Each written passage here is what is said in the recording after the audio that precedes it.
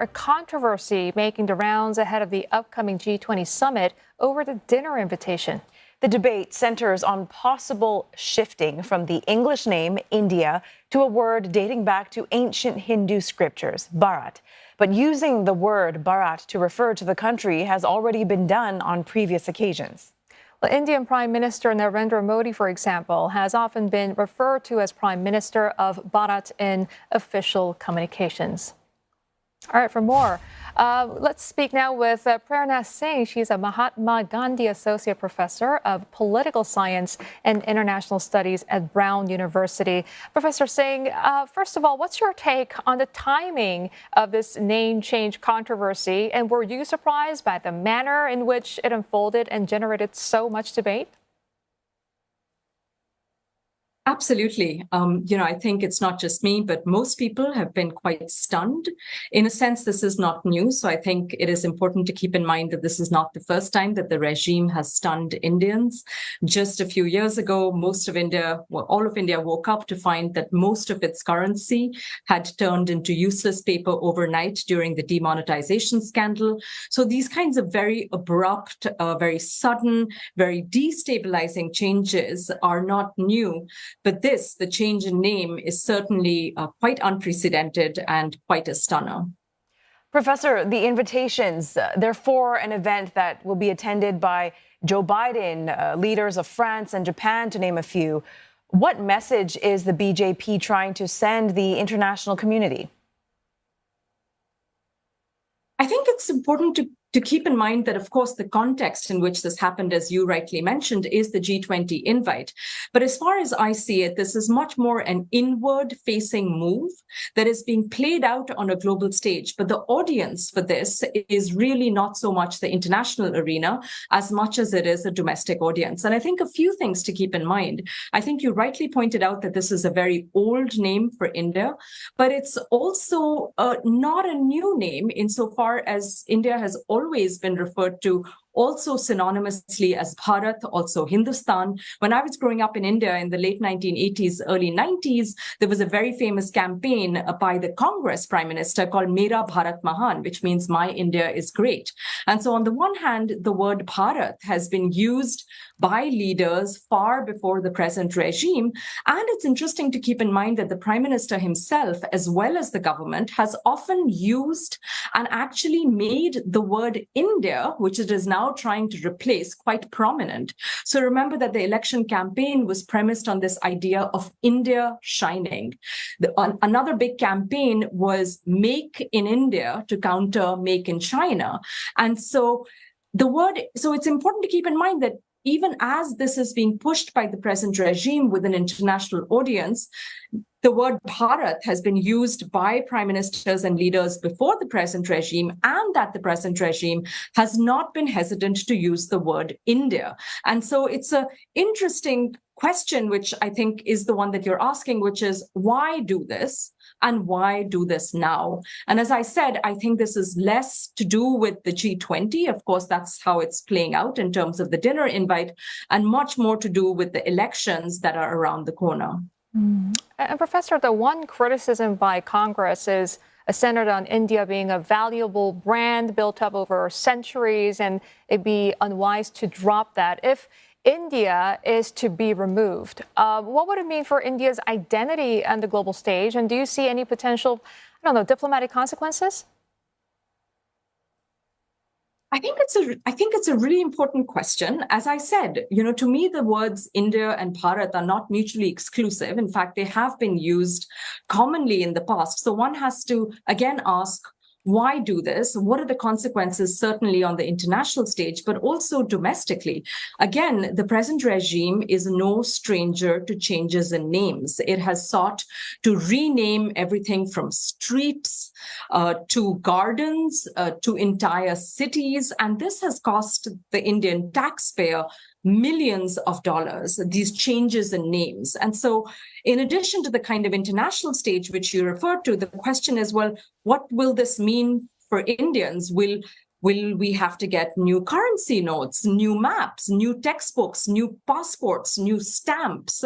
And what will this cost logistically? And again, this is a resource-poor country in the global south. Economic situation has not been great. Is this something that India needs? Is it something that India can afford? Or is this being done as a kind of destabilizing stunt, as many people in the media are referring to it, as in order to distract from some other very real, very pressing issues that are coming into the limelight and that are proving to be a thorn in the present regime's record? Off the top of the interview, Professor, you said that this maneuver was very much inward facing, and some say this name change is a dig at opposition parties that have joined under the name India. Is Prime Minister Modi trying to politicize the national identity? And why is he telling his ministers not to comment on the matter?